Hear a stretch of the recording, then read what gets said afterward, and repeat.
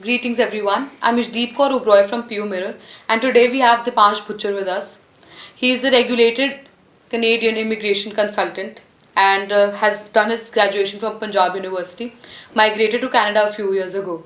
So, hi Dipansh. Hi, How are you doing? I'm well. Great.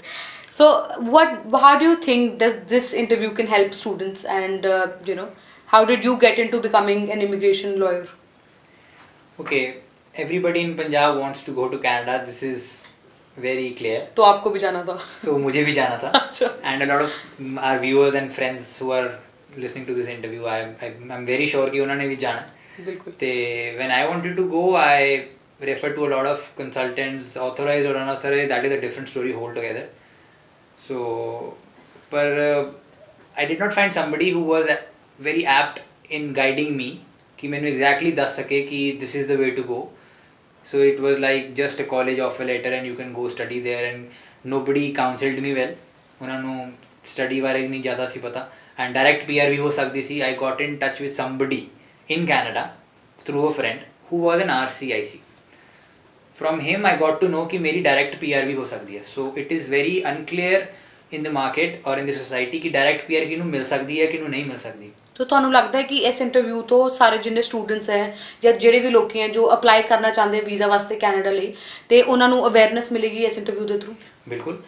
ਇਸ interview ਵਿੱਚ ਮੈਂ overview ਆਪਾਂ cover ਕਰਾਂਗੇ ਕਿ ਕਿਹਨਾਂ ਦੀ ਡਾਇਰੈਕਟ ਪੀਆਰ ਹੋ ਸਕਦੀ ਹੈ, ਉਹ ਪਤਾ ਲੱਗ ਸਕਦਾ ਹੈ. ਜਿਨ੍ਹਾਂ ਨੇ ਸਟੱਡੀ ਵੀਜ਼ਾ ਤੇ ਹੀ ਜਾਣਾ, ਜਿਨ੍ਹਾਂ ਦੀ ਡਾਇਰੈਕਟ ਪੀਆਰ ਨਹੀਂ ਹੋ ਸਕਦੀ, ਤੇ ਮਾਰਕੀਟ 'ਚ ਬਹੁਤ ਨਾਰਮਲ ਹੈ ਕਿ ਲੋਕੀ ਪੀਆਰ ਦੇ ਨਾਮ ਤੇ ਫਰਾਡ ਕਰਦੇ ਨੇ, ਬੱਚਿਆਂ ਤੋਂ ਜਾਂ ਕਲਾਇੰਟਸ ਤੋਂ 50 60 70 80 ਹਜ਼ਾਰ ਰੁਪਏ ਲੈ ਲੈਂਦੇ ਨੇ ਤੇ ਉਹਨਾਂ ਦੀ ਪੀਆਰ ਨਹੀਂ ਹੋ ਸਕਦੀ.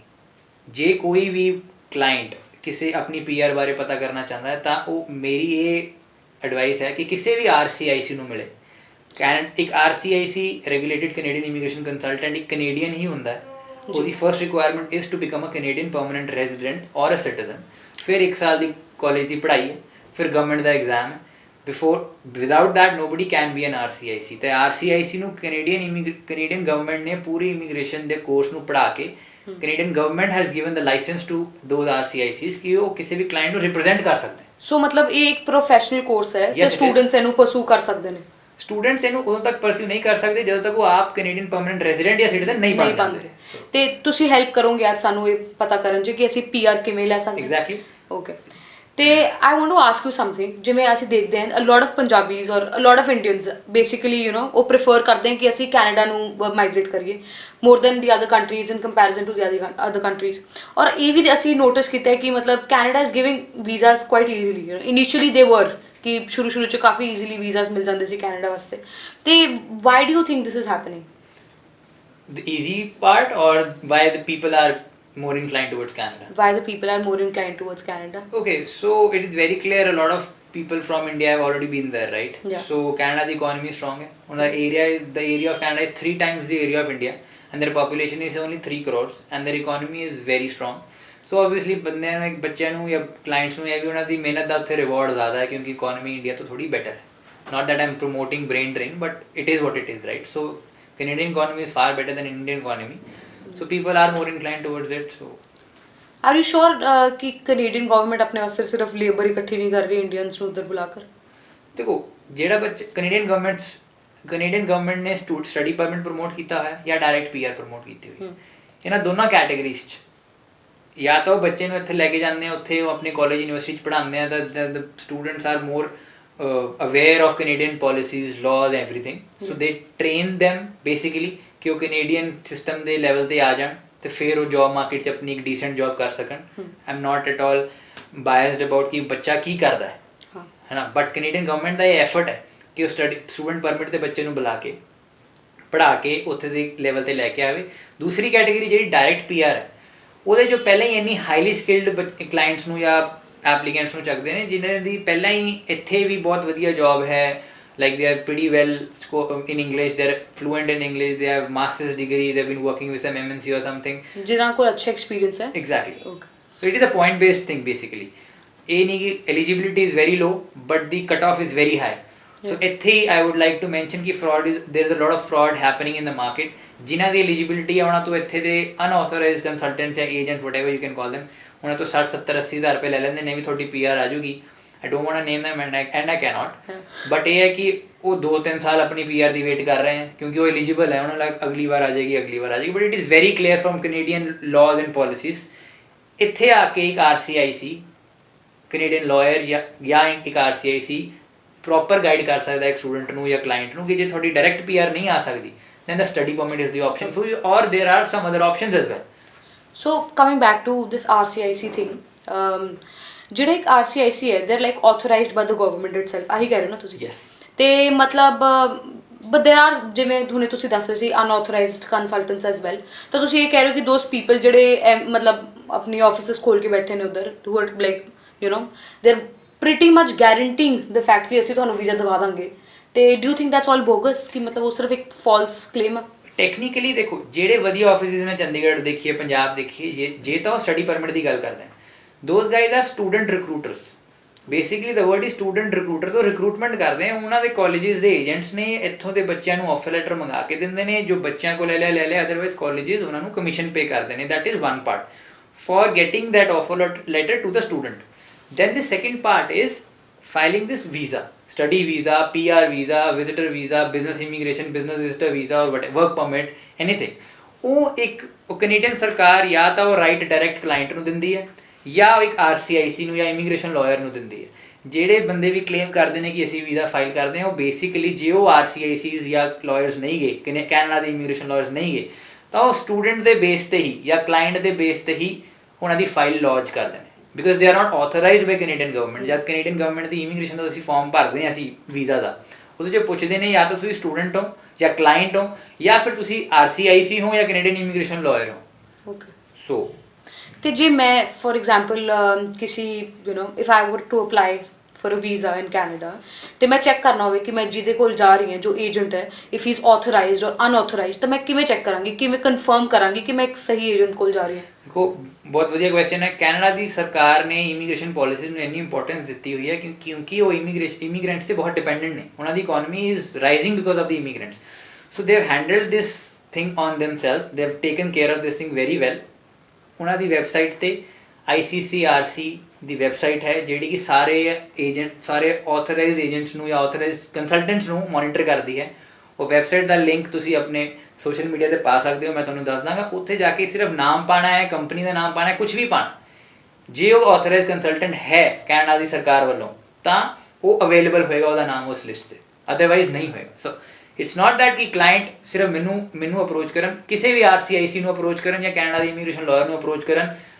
ਮੋਰ ਇੰਪੋਰਟੈਂਟਲੀ ਜੇ ਉਹ ਸਟੱਡੀ ਵੀਜ਼ਾ ਹੈ ਵਧੀਆ ਯੂਨੀਵਰਸਿਟੀ ਦਾ, ਵਧੀਆ ਯੂਨੀਵਰਸਿਟੀ ਜਾ ਕੇ ਪੜ੍ਹਨਾ ਚਾਹੁੰਦਾ ਹੈ ਬੱਚਾ, ਜਾਂ ਫਿਰ ਉਹ ਡਾਇਰੈਕਟ PR ਲੈਣੀ ਚਾਹੁੰਦਾ ਹੈ। ਮਾਰਕੀਟ 'ਚ ਬਹੁਤ ਸਾਰੇ ਲੋਕ AIPP ਨਾਮ ਤੋਂ, ਯਾਨੀ ਕਿ ਅਟਲਾਂਟਿਕ ਇਮੀਗ੍ਰੇਸ਼ਨ ਪਾਇਲਟ ਪ੍ਰੋਗਰਾਮ ਦੇ ਨਾਮ ਤੋਂ, ਜਾਂ RNIP ਦੇ ਨਾਮ ਤੋਂ, ਯਾਨੀ ਕਿ rural northern immigration pilot program ਦੇ ਨਾਮ ਤੋਂ, ਕਿਉਂਕਿ ਉਹਨਾਂ 'ਚ ਰਿਕੁਆਇਰਮੈਂਟ ਥੋੜ੍ਹੀ ਹੈ, ਤਾਂ ਕਲਾਇੰਟਸ ਤੋਂ ਪੈਸਾ ਲੈ ਲਿਆ ਜਾਂਦਾ ਹੈ ਕਿ ਤੁਹਾਨੂੰ ਆਫਰ ਲੈਟਰ ਆਏਗੀ, ਉੱਥੇ ਦੀ ਕੰਪਨੀ ਤੁਹਾਨੂੰ ਅਪਰੋਚ ਕਰੇਗੀ। ਇਹ ਪੋਸੀਬਲ ਹੈ, ਲੇਕਿਨ ਇਹਦੀ ਪ੍ਰੋਬੇਬਿਲਿਟੀ ਬਹੁਤ ਘੱਟ ਹੈ। ਸੋ ਇੱਕ RCIC ਨੂੰ ਹੀ ਅਪਰੋਚ ਕਰੇ ਜੇ ਕਲਾਇੰਟ, ਤਾਂ ਉਹਨੂੰ ਬੈਟਰ ਗਾਈਡੈਂਸ ਮਿਲ ਸਕਦੀ ਹੈ। ਓਕੇ, ਸੋ ਦੀਪਾਂਸ਼, ਕਿਆ ਇੱਕ ਵੀਜ਼ਾ ਵਾਸਤੇ ਅਪਲਾਈ ਕਰਨ ਵਾਸਤੇ ਨਾਰਮਲੀ ਤਾਂ ਅਸੀਂ ਆਹੀ ਸੁਣਿਆ ਕਿ ਮਤਲਬ you can apply through a study visa ਜਾਂ ਇੱਕ ਨਾਰਮਲ PR ਵਾਸਤੇ ਅਪਲਾਈ ਕਰ ਦਿਓ, ਹੋਰ ਕੋਈ ਆਪਸ਼ਨਸ ਹੈਗੀਆਂ ਨੇ ਅਪਲਾਈ ਕਰਨ ਵਾਸਤੇ?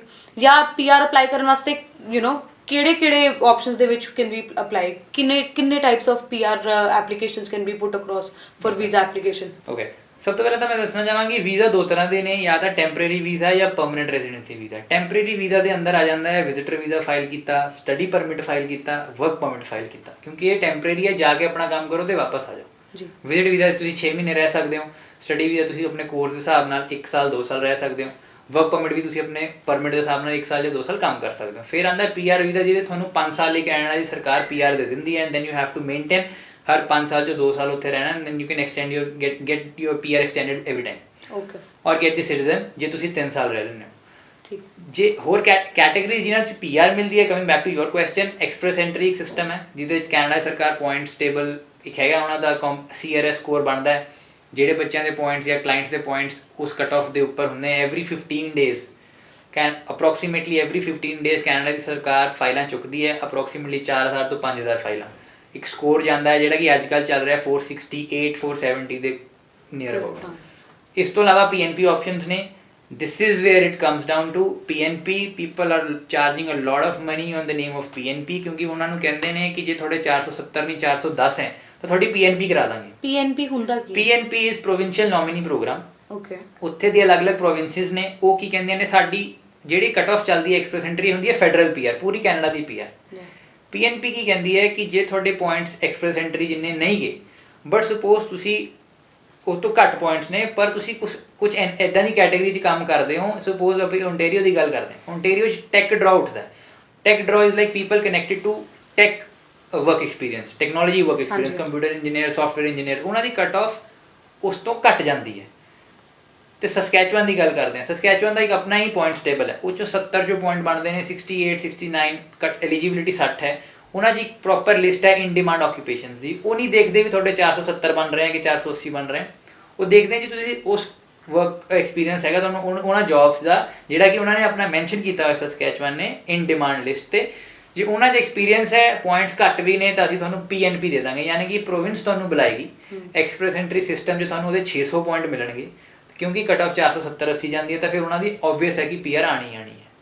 ਬਟ ਇਹਦੇ ਨਾਮ ਤੇ ਸਿਰਫ ਐਲੀਜੀਬਿਲਿਟੀ ਦੇਖ ਕੇ ਆਪਣੀ ਫਾਈਲ ਪਾ ਦੇਣਾ ਔਰ ਕਿਸੇ ਵੀ ਅਨਆਥੋਰਾਈਜ਼ਡ ਏਜੰਟ ਨੂੰ 70-80 ਹਜ਼ਾਰ ਲੱਖ ਰੁਪਏ ਦੇ ਦੇਣਾ, ਮੈਂ ਚਾਹਨਾ ਕਿ ਉਹ ਮਾਰਕੀਟ 'ਚ ਘਟੇ ਤਾਂ ਕਿ ਬੰਦੇ ਨੂੰ ਪਤਾ ਹੋਵੇ ਜੇ ਕਿ ਬੰਦਾ ਉੱਥੇ ਜਾਣਾ ਹੀ ਚਾਹੁੰਦਾ ਹੈ, ਜੇ PR ਆਪਸ਼ਨ ਨਹੀਂ ਹੈ ਤਾਂ ਹੋਰ ਆਪਸ਼ਨਸ ਨੇ। ਜੇ ਕੋਈ ਸਟੱਡੀ ਵੀਜ਼ਾ ਕਰ ਸਕਦਾ ਹੈ, ਸਪੋਜ਼ ਕੋਈ ਲੋਕ ਕਹਿੰਦੇ ਨੇ ਵੀ 32 ਸਾਲ ਉਮਰ ਹੋ ਗਈ, 35 ਸਾਲ ਉਮਰ ਹੋ ਗਈ ਤੇ ਹੁਣ ਤਾਂ ਜਾਂ PR ਆਏਗੀ ਤੇ ਇਸ ਚੱਕਰ 'ਚ ਲੱਖ 1.5 ਲੱਖ ਰੁਪਏ ਆਪਣਾ ਫਸਾ ਲੈਂਦੇ। ਉਹਨਾਂ ਲਈ ਵੀ ਬਹੁਤ ਵਧੀਆ ਆਪਸ਼ਨ ਹੁੰਦੇ ਕਿ ਸਟੱਡੀ ਪਰਮਿਟ ਉਹਨਾਂ ਦੇ ਵੀ ਆਉਂਦੇ, ਜੇ ਕੋਈ ਵਧੀਆ ਪੜ੍ਹਾਈ ਕਰਨ ਜਾਣਾ ਚਾਹੁੰਦੇ ਆ ਬੱਚੇ, ਉਹਨਾਂ ਨੂੰ ਯੂਨੀਵਰਸਿਟੀ ਉੱਥੇ ਦੀਆਂ ਬੁਲਾਉਂਦੀਆਂ ਨੇ, ਐਕਸੈਪਟ ਕਰਦੀਆਂ ਨੇ, ਬਿਲਕੁਲ ਕਰਦੀਆਂ ਨੇ, ਬਟ ਉਹ ਇੱਥੇ ਦੀ ਕੰਪਨੀਜ਼ ਘੱਟ ਪ੍ਰਮੋਟ ਕਰਦੀਆਂ ਨੇ ਕਿਉਂਕਿ ਉਹ ਯੂਨੀਵਰਸਿਟੀਜ਼ ਕਮਿਸ਼ਨਸ ਨਹੀਂ ਦਿੰਦੀਆਂ। ਹਾਂਜੀ, okay, this is how it is. ਠੀਕ, ਓਕੇ। तो ये ਜਿਹੜੇ ਆਥੋਰਾਈਜ਼ਡ ਕੰਸਲਟੈਂਟਸ ਔਰ ਅਨਆਥੋਰਾਈਜ਼ਡ ਕੰਸਲਟੈਂਟਸ ਹੈ, ਕਿੰਨੇ ਸਟੂਡੈਂਟਸ ਹੈ ਜਾਂ ਕਿੰਨੇ ਲੋਕੀ ਹੈ ਜਿਹੜੇ ਅਨਆਥੋਰਾਈਜ਼ਡ ਕੰਸਲਟੈਂਟਸ ਦੇ ਥਰੂ ਵੀ ਬਾਹਰ ਜਾ ਚੁੱਕੇ ਨੇ? ਐਵੇਂ ਨਹੀਂ ਹੈ ਕਿ ਉਹਨਾਂ ਨੂੰ ਉਹ ਨਹੀਂ ਦਵਾ ਪਾਉਂਦੇ ਵੀਜ਼ਾਸ, ਉਹ ਦਵਾ ਵੀ ਦਿੰਦੇ ਆ। But why do you think, ਤੁਹਾਨੂੰ ਕਿਉਂ ਲੱਗਦਾ ਕਿ ਮਤਲਬ ਇੱਕ ਕਲਾਇੰਟ ਨੂੰ ਜਾਂ ਇੱਕ ਸਟੂਡੈਂਟ ਨੂੰ ਇੱਕ ਆਥੋਰਾਈਜ਼ਡ ਕੰਸਲਟੈਂਟ ਕੋਲ ਹੀ ਆਉਣਾ ਚਾਹੀਦਾ ਹੈ? ਦੇਖੋ, ਸਟੂਡੈਂਟ ਦੀ ਗੱਲ ਕਰੀਏ, ਕਮਿੰਗ ਬੈਕ ਟੂ ਦੈਟ, ਜੇ ਕੋਈ ਰਿਕਰੂਟਰ ਵਧੀਆ ਹੈ, I do not want to defame people who are doing excellent work in the market, ਉਹ ਵਧੀਆ ਐਜੂਕੇਸ਼ਨ ਕੰਸਲਟੈਂਟਸ ਨੇ, ਉਹ ਵੀਜ਼ਾ ਕੰਸਲਟੈਂਟਸ ਨਹੀਂ ਹੈ ਬਟ ਉਹ ਵਧੀਆ ਐਜੂਕੇਸ਼ਨ ਕੰਸਲਟੈਂਟਸ ਨੇ, ਵਧੀਆ ਯੂਨੀਵਰਸਿਟੀਜ਼ 'ਚ ਐਡਮਿਸ਼ਨ ਦਵਾ ਦਿੰਦੇ ਨੇ। ਕੈਨੇਡਾ ਦਾ ਸਟੱਡੀ ਵੀਜ਼ਾ ਇੰਨਾ ਵੀ ਔਖਾ ਪ੍ਰੋਸੈਸ ਨਹੀਂ ਹੈ ਕਿ ਬੱਚਾ ਆਪ ਨਹੀਂ ਕਰ ਸਕਦਾ, ਤਾਂ ਉਹ ਲੋਕ ਆਫਰ ਲੈਟਰ ਤੋਂ ਬਾਅਦ ਬੱਚੇ ਦੇ ਬਿਹਾਫ ਤੇ ਵੀਜ਼ਾ ਫਾਈਲ ਕਰ ਦਿੰਦੇ ਨੇ ਜਾਂ ਆਪਣੇ ਬਿਹਾਫ ਤੇ ਵੀਜ਼ਾ ਫਾਈਲ ਕਰ ਦਿੰਦੇ ਨੇ, ਪਰ ਉਸ ਚੀਜ਼ ਦੇ ਪੈਸੇ ਨਹੀਂ ਲੈਂਦੇ। ਕੈਨੇਡਾ ਦੀ ਸਰਕਾਰ ਕਹਿੰਦੀ ਹੈ ਜੇ ਕੋਈ ਤੁਹਾਡਾ ਫਰੈਂਡ ਜਾਂ ਫਾਦਰ ਜਾਂ ਮਦਰ ਜਾਂ ਕੋਈ ਵੀ ਤੁਹਾਡਾ ਵੀਜ਼ਾ ਫਾਈਲ ਕਰ ਰਿਹਾ ਤੁਹਾਡੇ ਬਿਹਾਫ ਤੇ, ਮੈਂਸ਼ਨ ਕਰ ਦਿਓ, ਪਰ ਉਹਦੇ ਪੈਸੇ ਨਹੀਂ ਉਸ ਬੰਦੇ ਨੂੰ ਦੇਣੇ until or unless that person is an RCIC or a Canadian immigration lawyer. So what we can say is, suppose ਇੱਕ ਵਧੀਆ ਐਜੂਕੇਸ਼ਨ ਕੰਸਲਟੈਂਟ ਹੈ, ਉਹ ਆਫਰ ਲੈਟਰ ਮੰਗਾ ਕੇ ਦਿੰਦਾ ਬੱਚੇ ਨੂੰ, ਬੱਚੇ ਉਹਦਾ ਫ੍ਰੀ ਸਟੱਡੀ ਵੀਜ਼ਾ ਫਾਈਲ ਕਰਦਾ, ਉਹਨੂੰ ਤਾਂ ਕਾਲਜ ਨੇ ਕਮਿਸ਼ਨ ਦੇ ਹੀ ਦੇਣੀ ਹੈ। So that is how study visas possible ਹੋ ਜਾਂਦੇ ਨੇ। ਤੇ if somebody is doing great work then they should continue. ਤੇ ਤੁਹਾਨੂੰ ਲੱਗਦਾ ਹੈ ਕਿ ਇਹ ਜਿਹੜੇ immigration consultants who are like residing in Canada at the moment, ਜਿਨ੍ਹਾਂ ਦੇ ਆਫਿਸਿਸ ਵੀ ਕੈਨੇਡਾ 'ਚ ਹੈ, ਤੁਹਾਨੂੰ ਨਹੀਂ ਲੱਗਦਾ ਕਿ ਇੰਡੀਅਨ ਸਿਟੀਜ਼ਨਸ ਵਾਸਤੇ ਜਾਂ students who are going to migrate, ਉਹ ਜਦ ਉਹਨਾਂ ਨੂੰ ਕੰਟੈਕਟ ਕਰਦੇ ਹੈ, ਇਹ ਸਭ ਕਰਦੇ ਹੈ, don't you think that's a little more difficult? Okay, ਦੇਖੋ, ਮੈਂ ਇੱਕ RCIC ਹਾਂ, ਮੈਂ ਇੰਡੀਆ ਬੇਸ ਆਫਿਸ ਬਣਾ ਰਿਹਾ ਹਾਂ, ਨਵਾਂ ਸ਼ਹਿਰ ਮੇਰਾ ਆਫਿਸ ਬਣ ਰਿਹਾ, Chandigarh I am available with via meetings. There are other RCIC as well ਜਿਨ੍ਹਾਂ ਨੇ ਆਪਣੀ ਕੰਪਨੀਜ਼ ਇੱਥੇ ਖੋਲ੍ਹੀਆਂ ਹੋਈਆਂ ਨੇ ਪੰਜਾਬ 'ਚ, ਇੰਡੀਆ 'ਚ, ਤੇ ਉਹ ਅਵੇਲੇਬਲ ਨੇ, ਜਸਟ ਅ ਕਲਿੱਕ ਅਵੇ। ਹੁਣ ਤੁਸੀਂ ਮੇਰੀ ਵੈਬਸਾਈਟ ਤੇ ਜਾਂਦੇ ਹੋ, ਦੇयर ਇਜ਼ ਐਨ ਆਪਸ਼ਨ ਕਿ you can book an e meet, you can meet me virtually or you can meet me physically, you can book an e-meet, you can pay for my consultation. So other RCICs are available through those platforms as well. So people are there who are doing exceptional work. Social media ਦਾ ਜ਼ਮਾਨਾ ਇੰਨਾ ਛੋਟਾ ਹੋ ਚੁੱਕਾ ਹੈ world ਕਿ you can approach an RCIC or the other way around as well. RCIC the companies ਆਪਣੀ marketing ਕਰਦੀਆਂ and then they get the money for the consultation and then they guide. Understood. ਤੇ ਹੁਣ most ਐਂਟੀਸਿਪੇਟਡ question ਕਿ ਅੱਜ ਕੱਲ੍ਹ Covid ਦੇ ਕਰਕੇ because of the pandemic issues and everything, ਬਹੁਤ ਸਾਰੇ ਸਟੂਡੈਂਟਸ ਉਹਨਾਂ ਦਾ ਵੀਜ਼ਾ ਅਟਕ ਚੁੱਕਿਆ ਹੈ, ਮਤਲਬ ਉਹ ਆ ਹੀ ਨਹੀਂ ਰਿਹਾ, ਪੀਪਲ ਆਰ ਜਸਟ ਵੇਟਿੰਗ। ਠੀਕ, ਤਾਂ ਤੁਹਾਨੂੰ ਲੱਗਦਾ ਹੈ the visas will be they'll be coming on time, या की system बन रहा है, because the students are not just, you know, it's not easy for them, they're getting anxious too, क्योंकि कईयां दी classes start हो चुकी हैं, but they still not received their visa, people are trying to defer their courses, there are certain colleges that are not replying back, also in Quebec I've heard that certain colleges have been suspended, all of that is happening, ਤੇ ਇਹਦੇ ਵਾਸਤੇ ਹੁਣ ਕੀ ਹੋ ਸਕਦਾ, like देखो जी जो pandemic होया है that it has hit the world hard, so we cannot blame the Canadian authorities altogether because ਉਹਨਾਂ ਲਈ ਵੀ ਬਹੁਤ hard ਹੈ।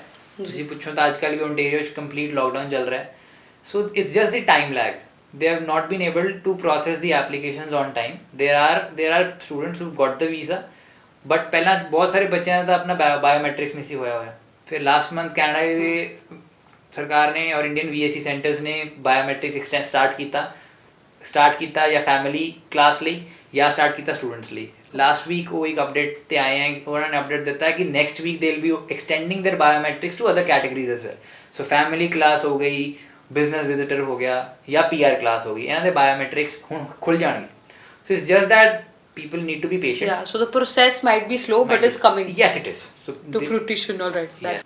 So दीपांश, मतलब और भी जितनी कैटेगरीज, अब जैसे आप पहले बता रहे थे कि डिफरेंट कैटेगरीज में PRs वगैरह अप्लाई हो सकते हैं, क्या डू यू थिंक हमें will have to elaborate on this, कैसे मतलब? Yes.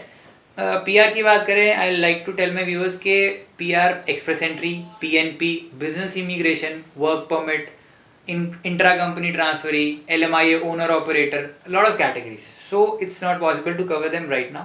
So obviously जैसी डिटेल से जाना है, then we'll have to come up with detailed interviews and Yes. podcasts. So for this, I'm sure we are planning to arrange a new, you know, a new session sort of a thing where we put out series of podcasts ਜਿਹਦੇ ਚ ਆਪਾਂ ਇਹਦੇ ਉੱਪਰ ਚਰਚਾ ਕਰਾਂਗੇ, ਇਹ ਸਾਰੇ topics ਨੂੰ ਆਪਾਂ ਇੱਕ ਇੱਕ ਕਰਕੇ we'll open it up so that everybody is aware about how this works. Yes. With this, I thank all of you for watching us and being with us today. Regards, Pure Mirror.